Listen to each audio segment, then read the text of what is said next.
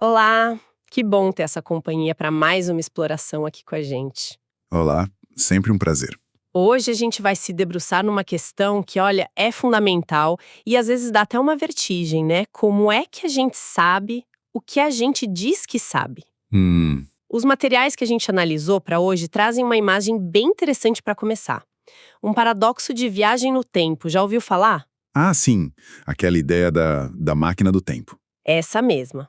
Imagina só, alguém inventa a máquina, aí volta para o passado e entrega as instruções de como construir essa máquina para si mesmo, o mais jovem, que estava lá quebrou na cabeça com o projeto. E aí cria um loop, né? Exato, um ciclo fechado. A máquina só existe porque as instruções vieram lá do futuro, mas as instruções só existem porque, bom, a máquina foi criada depois. Fica impossível saber onde começou. É o tal paradoxo de bootstrap que eles mencionam. Uma coisa que parece causar a si mesma ou que precisa já existir para poder ser feita. Isso. E os textos também dão uma analogia mais pé no chão, digamos assim. Tentar sair de uma piscina puxando o próprio cabelo. Sim. A gente intui que não funciona, né? Falta um ponto de apoio fora da gente. Perfeito. Então, tá. Vamos investigar isso mais a fundo. Será que essa ideia, essa necessidade de um ponto de apoio, ou essa coisa meio circular que se sustenta sozinha, será que isso vale também para como a gente justifica o nosso conhecimento? Como é que a gente tem segurança no que acredita? Pois é, aí você tocou no ponto central da questão que os materiais exploram. É um dilema bem clássico, na verdade, sobre a justificação das nossas crenças. Como assim? Quando a gente tenta provar alguma coisa, né?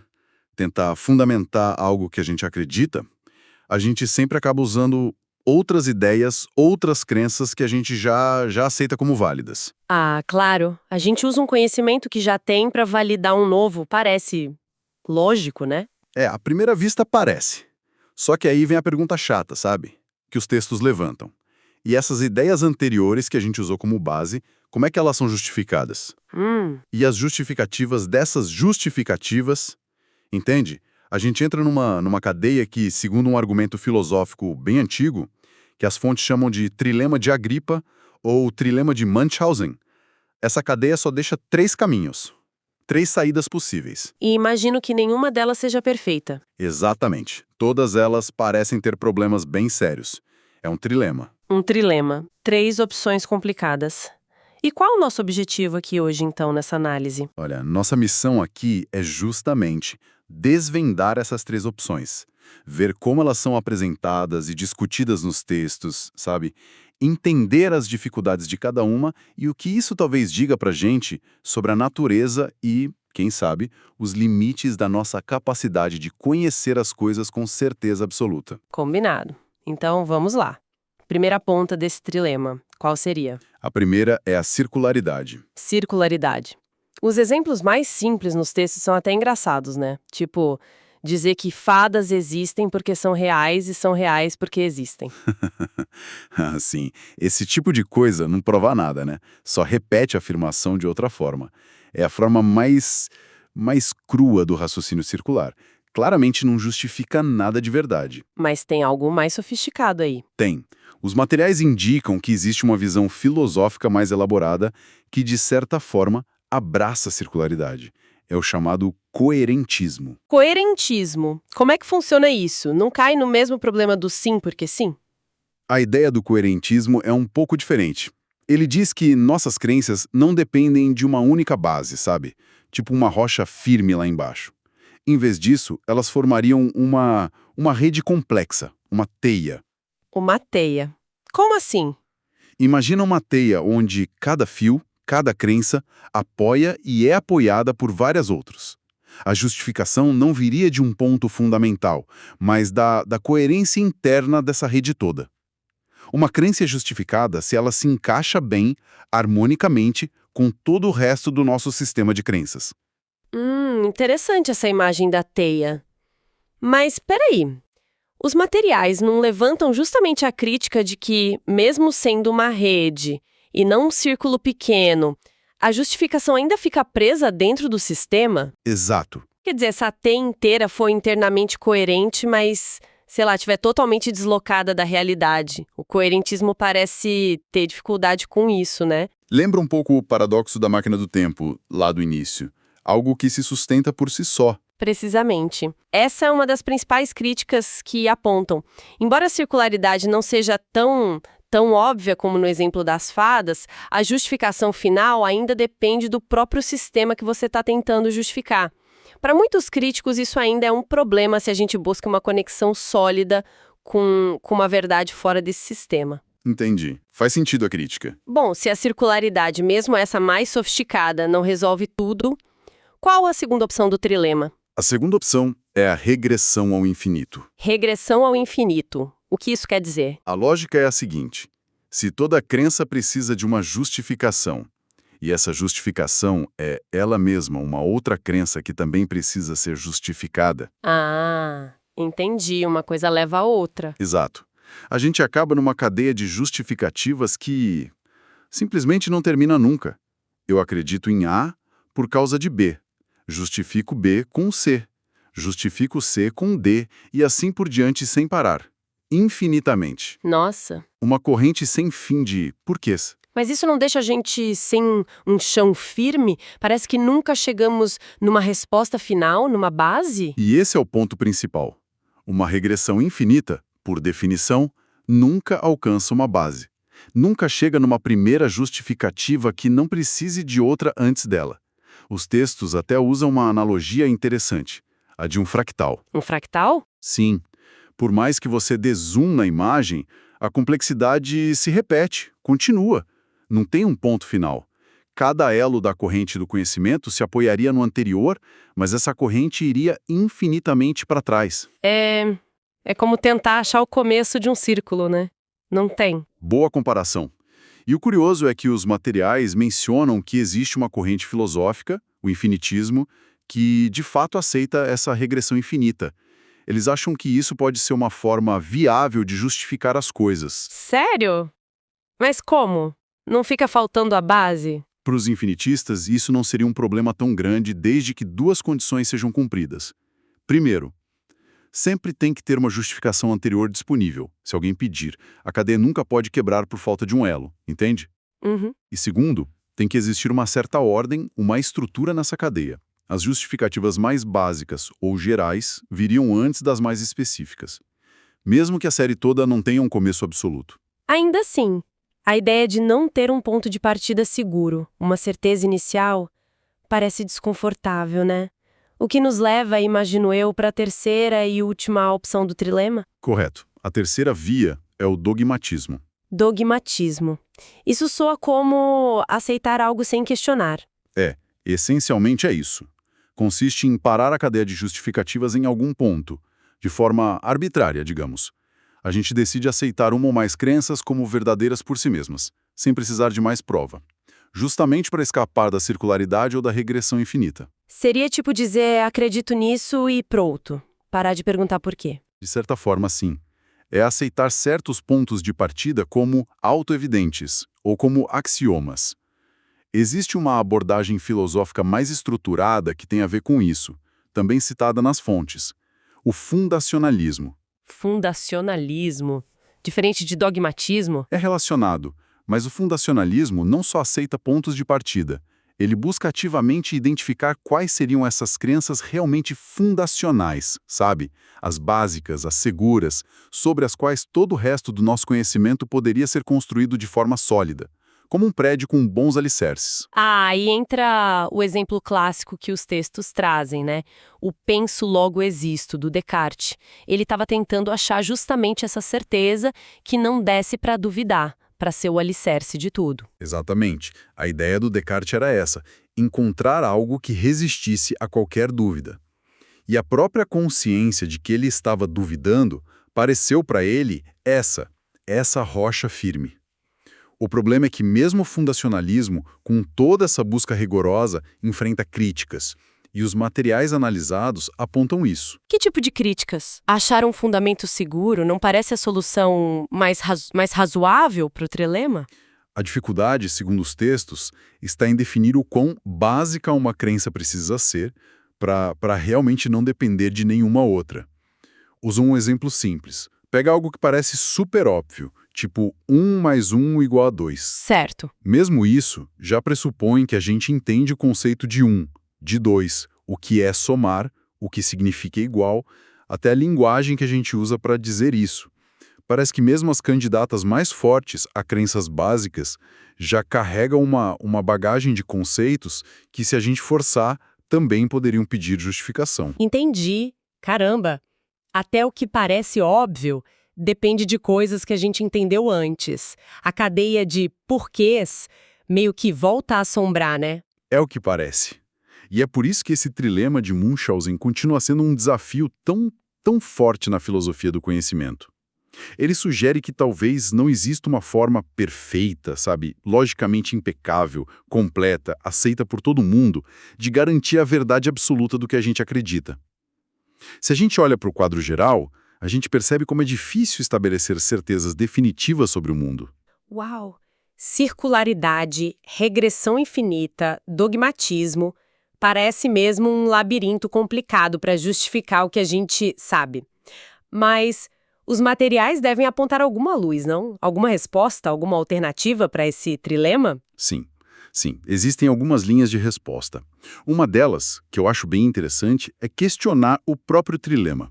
Será que ele não é vítima dele mesmo? Como assim? Se o trilema afirma que toda tentativa de justificação cai numa dessas 3 armadilhas, como é que o próprio trilema é justificado?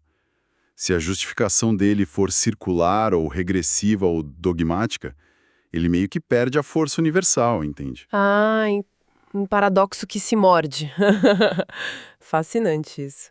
Mas, além dessa questão mais lógica, os textos falam de uma postura que parece mais prática, né? O falibilismo. O que seria isso? O falibilismo, pelo que os materiais descrevem, é basicamente aceitar que o nosso conhecimento humano é, por natureza, falível. Falível. Tipo, a gente pode errar. Exato. E mais, ele é incompleto e está sempre sujeito à correção, à revisão no futuro. Isso não quer dizer que a gente não possa conhecer nada. Não é um ceticismo radical. Nem que qualquer opinião vale. Mas significa reconhecer que a certeza absoluta, final, provavelmente está fora do nosso alcance. Entendi. Então, a meta muda um pouco, sabe? Não é mais achar a verdade final, imutável, mas sim buscar as melhores explicações, as melhores teorias que a gente consegue ter agora, mas com a consciência de que talvez elas precisem ser ajustadas ou até abandonadas lá na frente. Ah, então é uma postura de humildade, talvez. Uma humildade epistêmica, tipo, ok, a gente sabe que não sabe tudo e o que a gente sabe hoje pode mudar amanhã, mas mesmo assim a gente pode progredir e buscar o melhor conhecimento possível agora. É uma ótima forma de colocar. E essa perspectiva do falibilismo fica super relevante, como os materiais exploram bem, quando a gente olha para a ciência, para o desenvolvimento científico. Ué, mas a ciência não é justamente o nosso melhor exemplo de busca por verdades objetivas sobre o mundo? Ela busca, sem dúvida. Mas o falibilismo ajuda a gente a interpretar o progresso da ciência de um jeito interessante. Os textos destacam uma coisa inegável: o sucesso prático das teorias científicas atuais. Ah, sim. Aviões voam seguindo a aerodinâmica, a gente está conversando agora por causa do eletromagnetismo, remédios funcionam com base na bioquímica, a gente faz previsões super complexas. Todo esse sucesso dá uma intuição muito forte de que essas teorias Estão certas, né? fundamentalmente corretas. E tem motivo para duvidar disso, se elas funcionam tão bem na prática. Elas funcionam, e isso é crucial, claro. Mas a perspectiva histórica que os materiais convidam a gente a ter é importante aqui. Teorias científicas do passado? Ah, né? Sim, elas explicavam os fenômenos que se conhecia. Faziam previsões que davam certo, guiavam tecnologias e, mesmo assim, muitas delas acabaram sendo substituídas por teorias novas, que se mostraram mais completas ou mais precisas. Ah, tipo o caso da teoria do éter, que os materiais detalham. Você pode relembrar pra gente os pontos principais dessa história? Era bem aceita, né? Muito aceita. Por muito tempo. A teoria do éter propunha que existia uma substância invisível que estava em todo lugar, o tal éter luminífero. Ele preencheria todo o espaço e serviria como o meio para a luz viajar, para as ondas de luz se propagarem. Mais ou menos como o som precisa do ar para viajar, sabe? Entendi. E a teoria era boa. Ela não só explicava coisas como a refração da luz, a difração, mas também permitia calcular, prever outros efeitos da luz. Parecia funcionar. Parecia uma teoria bem sólida, então. Onde que ela começou a fazer água? Os problemas começaram a aparecer quando os cientistas tentaram medir as propriedades desse éter. Para conseguir explicar tudo o que se observava, ele precisaria ter umas características muito, muito estranhas, quase paradoxais. Tipo o quê? Tinha que ser incrivelmente rígido para conseguir suportar a velocidade altíssima da luz. Mas, ao mesmo tempo, tinha que oferecer resistência zero, nenhuma, para que os planetas pudessem passar por ele sem frear. Nossa, rígido e sem resistência nenhuma ao mesmo tempo. Complicado. Pois é. E o golpe final foi que todas as tentativas de detectar esse éter diretamente nos experimentos ou de medir o movimento da Terra em relação a ele, todas falharam, consistentemente. Ninguém conseguia achar o tal do éter. Uma substância com propriedades contraditórias e que ninguém conseguia detectar. Isso abala qualquer teoria científica, imagino. Com certeza. E aí, como os textos contam, em 1905 surge o Albert Einstein, com a teoria da relatividade restrita. A grande sacada do Einstein foi perceber que dava para explicar todos aqueles fenômenos da luz e do eletromagnetismo de um jeito mais elegante, mais consistente, sem precisar do éter. Ele simplesmente eliminou o éter da equação. Basicamente, sim. Ele transformou a velocidade constante da luz num postulado fundamental, uma lei da natureza e não mais uma propriedade de um meio invisível. E com isso, a teoria do éter, mesmo tendo sido tão útil antes, foi sendo abandonada pela comunidade científica. E essa virada com Einstein é fascinante, né? Mostra como uma ideia que era central, super aceita, pode ser totalmente descartada quando aparece uma explicação melhor. Mesmo que essa explicação nova também traga suas próprias estranhezas, coisas contraintuitivas. Perfeito. E esse exemplo do éter conecta a gente de volta ao falibilismo, entende? Se teorias que funcionaram tão bem no passado acabaram se mostrando incompletas ou até erradas, o que garante que as nossas teorias de hoje, por mais poderosas que elas pareçam, não vão ter o mesmo destino? É um ponto importante mesmo. Os materiais até citam um exemplo de, hoje em dia, aquela incompatibilidade conhecida entre as nossas duas grandes teorias da física, né? A mecânica quântica, que descreve um mundo bem pequeno, dos átomos. E a relatividade geral, que descreve a gravidade e o universo em grande escala. Isso. Elas funcionam super bem, cada uma no seu domínio, mas quando tentam descrever coisas onde as duas são importantes, tipo o centro de um buraco negro ou o comecinho do Big Bang, elas não batem. Correto. E muitos físicos veem essa incompatibilidade como um sinal forte de que nenhuma das duas é a palavra final sobre como a realidade funciona. Provavelmente existe uma teoria ainda mais fundamental, uma teoria de tudo, talvez, que vai unir as duas. E elas seriam só aproximações dessa teoria maior. Então, talvez no futuro, a mecânica quântica de hoje pareça tão incompleta quanto a física do Newton parece pra gente hoje em dia. É uma possibilidade bem real dentro dessa visão falibilista. Então, abraçar o falibilismo não é desistir de conhecer, é mais entender o conhecimento como um processo, né? Um processo contínuo de melhorar, de revisar. Exatamente isso. Não é uma postura de derrota de jeito nenhum. É uma postura de realismo, de abertura. O falibilismo, como os materiais apresentam, não diz que o conhecimento que a gente acumulou não vale nada. Pelo contrário. Ele sugere que a gente ainda pode ter critérios racionais para avaliar teorias, para comparar explicações, para reconhecer o progresso da ciência, do pensamento. Uhum. É mais uma questão de achar um equilíbrio, sabe? Valorizar muito o poder das nossas melhores teorias atuais, as aplicações práticas delas. Mas, ao mesmo tempo, manter a porta aberta para a dúvida, para o questionamento dos fundamentos. Para a possibilidade de que novas ideias, novas evidências levem a gente a revisões profundas. É nesse processo de questionar que o conhecimento avança, no fim das contas. Certo. Então, só para a gente amarrar tudo que a gente explorou hoje, a gente mergulhou nesse desafio, que é justificar o que a gente sabe, né?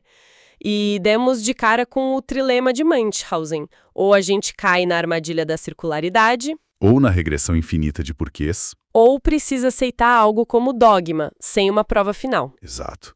E a gente viu como diferentes abordagens na filosofia, tipo o coerentismo, o infinitismo, o fundacionalismo, tentam lidar com cada uma dessas pontas do trilema e as dificuldades que cada uma delas encontra segundo os textos que a gente viu. E aí, por fim, a gente considerou o falibilismo como uma postura alternativa, que é aceitar que o nosso conhecimento talvez seja imperfeito, revisável, mas sem abandonar a busca por explicações cada vez melhores. Como a própria história da ciência com o exemplo do éter parece ensinar pra gente. Isso. A mensagem principal que ficou pra mim, que parecia ecoar dos materiais, é essa importância de ter um olhar crítico, sabe? Sobre as bases do nosso próprio saber. E reconhecer que o próprio esforço de tentar justificar, mesmo que a gente encontre limites, é o que realmente solidifica, aprofunda o nosso entendimento. É uma excelente síntese, e a reflexão final que os textos parecem nos deixar é bem por aí. Talvez essa busca por uma justificação absoluta, infalível para o conhecimento, talvez seja mesmo inatingível, um ideal. Mas olha só, essa limitação, que parece ser fundamental, não impede a gente, na prática, de construir modelos do mundo, científicos, sociais, éticos, que são, extraordinariamente úteis, funcionais, que permitem a gente não só sobreviver, mas entender e transformar a realidade de jeitos muito complexos e satisfatórios. E com isso, então, fica o convite à reflexão, né? Exato. Fica o convite à reflexão. Como é que as crenças que cada um de nós carrega se sustentam diante desse trilema todo? Será que a gente consegue achar uma justificação para elas que escape totalmente da circularidade, da regressão, do dogmatismo? Ou será que todos nós, em alguma medida, precisamos abraçar uma forma de falibilismo, confiando na coerência prática, no sucesso das nossas ideias, mas sempre conscientes dos limites teóricos que podem existir por trás delas? Uma pergunta profunda, sem dúvida, para a gente continuar pensando. E assim a gente encerra a nossa análise de hoje. Foi ótimo. Agradecemos muito a companhia e esperamos que essa exploração sobre como sabemos o que sabemos continue reverberando por aí. Até a próxima! Até a próxima.